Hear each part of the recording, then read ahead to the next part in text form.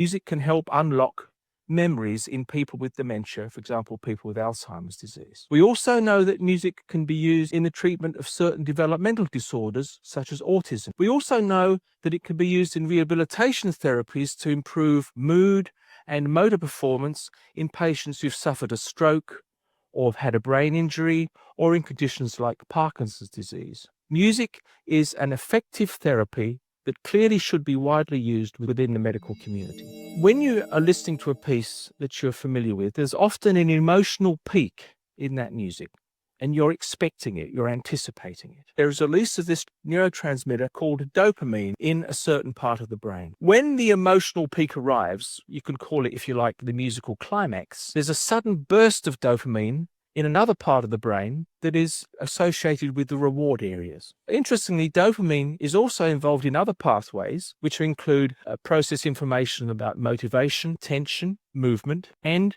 addiction. Imaging the brain, areas that are active when you perform social tasks, one that requires empathy and understanding somebody else's feelings, those areas are the same as those that are activated when you listen to pleasurable music that you like. And what is particularly interesting is that the levels of a hormone called oxytocin in the bloodstream are raised when people are singing together, but particularly when singers are improvising together.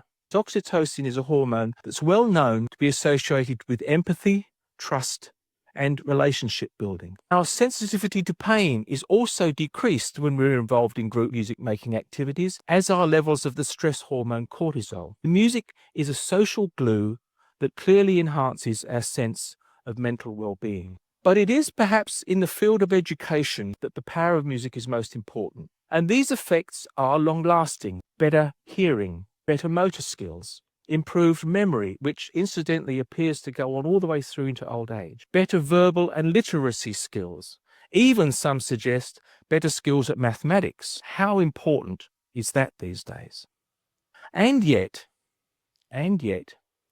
music is disappearing from the curriculum. It seems that music is thought of as an art. It's separate from science, and it's quarantined from the 24/7 economic and work issues that dominate our existence. Right up until the Middle Ages, music was a normal part of education. It was taught alongside arithmetic, mathematics, astronomy, geometry. If you had a time machine and you could go back and ask Leonardo da Vinci whether he was a scientist or an artist, he wouldn't have understood that question, because in those days they weren't thought of as separate entities. They were all part of what we know of as natural philosophy.